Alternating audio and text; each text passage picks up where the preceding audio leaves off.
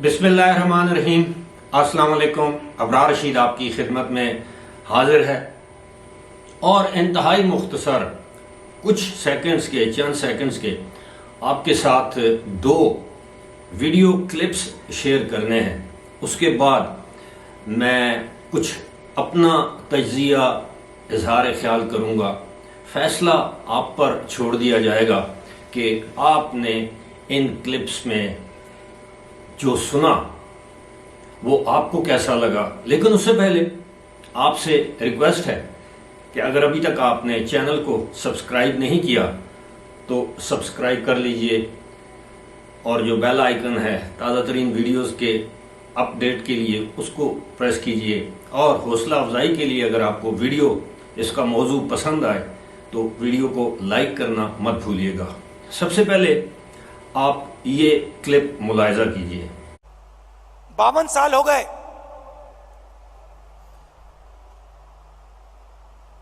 मेरे पास घर नहीं है, आज तक घर नहीं है। और हमारे परिवार का जो घर है वो इलाहाबाद में है, वो भी हमारा घर नहीं है। तो जो घर होता है उसके साथ मेरा बड़ा अजीब सा रिश्ता है। मैं 12 तुगलक लेन में रहता हूं मगर मेरे लिए वो घर नहीं है। ये क्लिप आपने देखा, ये भारत के कांग्रेस के रहनुमा और वहां के अपोजिशन लीडर राहुल गांधी का एक क्लिप है। इस पर भी बात होगी। आप दूसरा क्लिप भी मुलाहिजा कीजिए। फिर मैं आया पार्लियामेंट में, मैंने प्रधानमंत्री जी का भाषण सुना।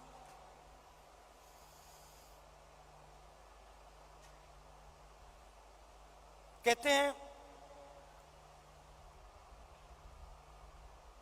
कि मैंने भी जाके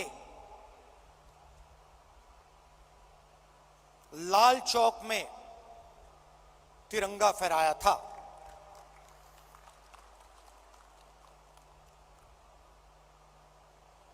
मैं सुन रहा था, मैंने सोचा देखिए हिंदुस्तान के प्रधानमंत्री को बात समझ नहीं आई, बात समझ नहीं आई।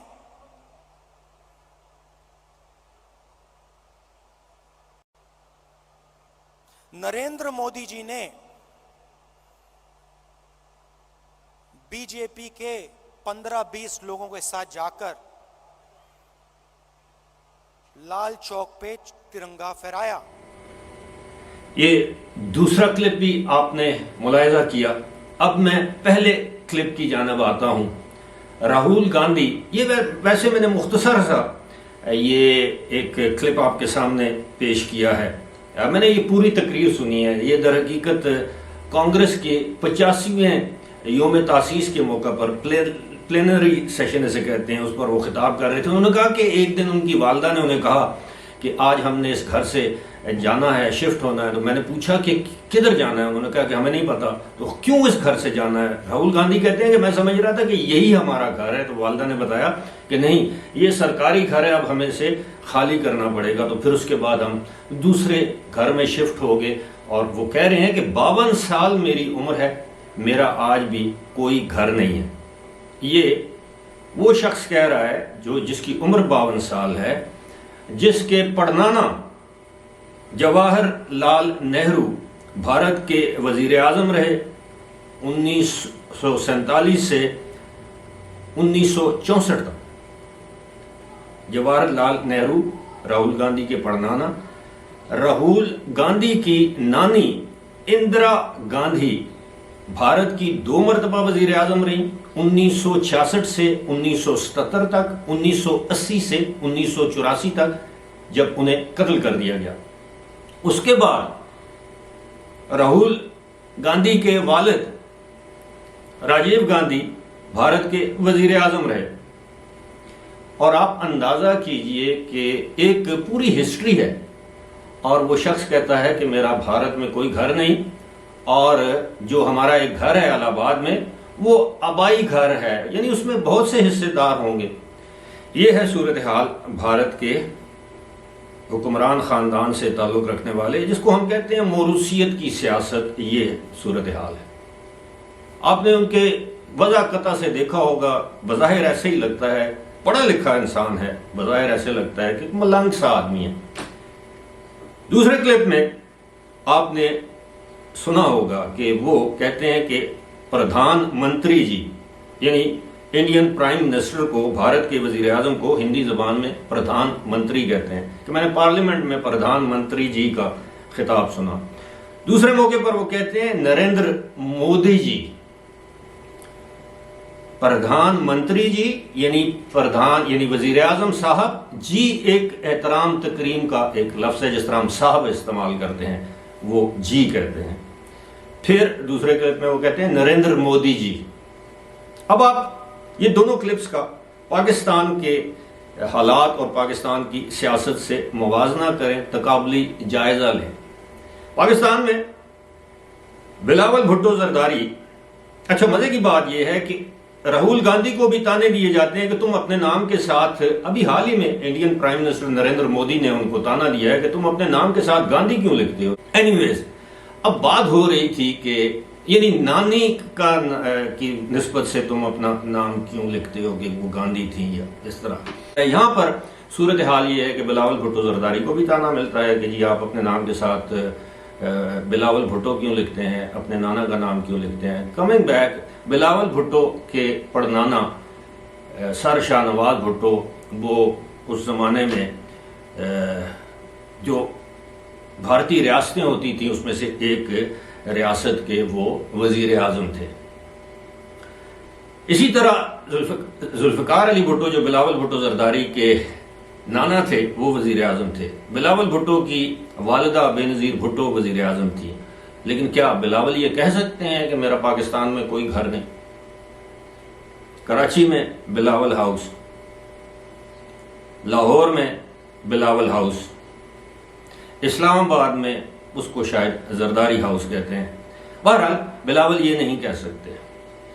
اسی طرح پاکستان میں کیا مریم نواز شریف یہ کہہ سکتی ہیں کہ میرا کوئی گھر نہیں؟ ہاں وہ یہ کہہ سکتی ہیں میرے نام پر نہیں، لیکن یہ ہے کہ یا وہ یہ کہہ سکتی ہیں کہ میں کرائے کے گھر پر رہتی ہوں، کیونکہ یہ اس وقت یہ جو 12 تغلق لین انہوں نے ایک گھر کا ایڈریس دیا ہے وہ کرائے کا گھر ہے، اور این ممکن ہے کانگریس کے فنڈنگ سے اس گھر کا کرایہ ادا کیا جاتا ہو یا ان کا کوئی کاروبار ہو، مجھے نہیں معلوم۔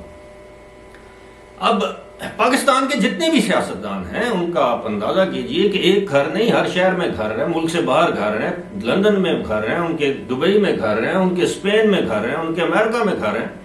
تو یہ دیکھیں یہ فرق ہے، بھارت میں جمہوریت، پاکستان میں جمہوریت۔ اب آتے ہیں جناب وہ پردھان منتری جی اور نریندر مودی جی۔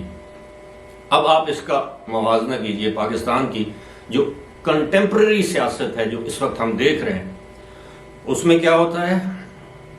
اپوزیشن لیڈر کہتا ہے وزیر اعظم کو یہ چور ہے، یہ ڈاکو ہے، یہ غدار ہے، یہ مجرموں کا سرغنہ ہے، یہ منی لانڈرر ہے، ہم ان ناموں سے بلاتے ہیں۔ اور جو حکومت میں بیٹھے ہوئے رہنما یا وزراء ہیں وہ کہتے ہیں یہ فتنہ ہے، یہ نشوئی ہے، یہ فلاں ہے، اس کی ناجائز اولاد ہے، اس کو ہوش نہیں ہوتا، یہ جھوٹا ہے، یہ مکار ہے، یہ فریبی ہے، ہم اس نام سے بلاتے ہیں، چاہے کوئی حکومت میں ہو یا حکومت سے باہر ہو۔ یہ پنجاب کا سب سے بڑا ڈاکو ہے، یہ ملک کا سب سے بڑا غدار ہے۔ کبھی آپ نے بھارت کے کسی سیاستدان کے منہ سے یہ بات سنی ہے کہ فلاں غدار ہے، فلاں ملک دشمن ہے، فلاں دہشت گرد ہے؟ اس کے برعکس پاکستان کی پالیٹکس۔ پھر ہم کہتے ہیں کہ اسلامی جمہوریہ Pakistan, Islamic republic of Pakistan, اور پھر ہم یہ کہتے ہیں کہ ہمارے ملک میں جمہوریت۔ کیا جمہوریت ہمیں یہ درس دیتی ہے؟ یہ دو کلپس میں دیکھتا رہتا ہوں اس طرح کی چیزیں، اور پھر میرا دل کرتا ہے کہ میں اپنے لوگوں کے ساتھ، اپنے ویورز کے ساتھ یہ چیزیں شیئر کروں اور فیصلہ ان پر چھوڑوں کہ کیا وجہ ہے کہ آج ہم آئی ایم ایف کے پاؤں میں پڑے ہوئے ہیں اور ہمیں آئی ایم ایف امداد نہیں دے رہا۔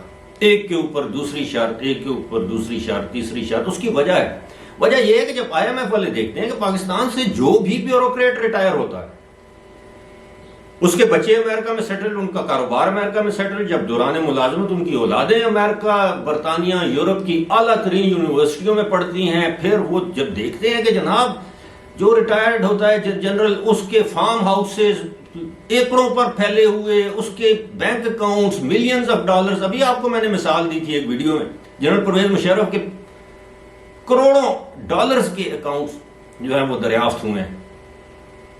کتنے جرنیلوں کا نام دوں، کتنے بیوروکریٹس کا نام دوں، اور سیاستدانوں کا بھی. گزشتہ روز ہی ایک پنجاب کے ایک سابق مشیر تھے، اس کے ایڈوائزر تھے چودھری پرویز الہی کے، عبدالحی ستی، ان کے گھر اینٹی کرپشن نے چھاپا مارا، کچھ 14.5 کروڑ روپے وہاں سے برآمد ہوئے. اب یہ کہاں سے آئے؟ اگر حلال کے پیسے تو بینک میں کیوں نہیں رکھے؟ لیکن اس لیے کہ کالا دھن بینک میں نہیں رکھا جاتا، پوچھ گچھ ہوتی ہے. تو یہ جب وہ دیکھتے ہیں کہ جناب، اور پاکستان میں شادیاں ہوتی ہیں تو لوگ ڈالروں میں بیلیں دے رہے ہوتے ہیں، اور سڑکوں پر آپ گاڑیاں دیکھیں تو 20 کروڑ کی گاڑیوں میں لوگ سفر کر رہے ہوتے ہیں. اور خاص طور پر یہ جو بیوروکریٹس ہیں، جو ریٹائرڈ جنرلز ہیں، جو ریٹائرڈ بیوروکریٹس، سرونگ بیوروکریٹس ہیں، جو پولیٹیشنز ہیں، پھر IMF کہتا ہے کہ جناب اس قوم کو ہم پیسے دیں جن کے اپنی عیاشیاں اللے تللے ختم ہی نہیں ہو پاتے. ہمارے پولیٹیشنز جب موو کرتے ہیں، روٹ لگ جاتے ہیں، 2 گھنٹے کے لیے ٹریفک بند کر دی جاتی ہے. کیا اسے جمہوریت کہتے ہیں؟ بہرحال یہ ویڈیوز میں نے کلپس آپ کی خدمت میں پیش کیے ہیں. سوچئے گا ضرور کہ کب ہم بحیثیت قوم سدھریں گے. ہم سدھریں گے تو ہمارے سیاستدان بھی سدھریں گے، ہمارے جنرل بھی سدھریں گے، ہمارے ججز بھی سدھریں گے، ہمارے بیوروکریٹس بھی سدھریں گے، ہمارے ملک کا ہر طبقہ سدھرے گا. تبدیلی اوپر سے نہیں، تبدیلی نیچے سے آتی ہے، اور وہی تبدیلی پائیدار ہوتی ہے. فی الحال مجھے دیجیے اجازت. خدا حافظ.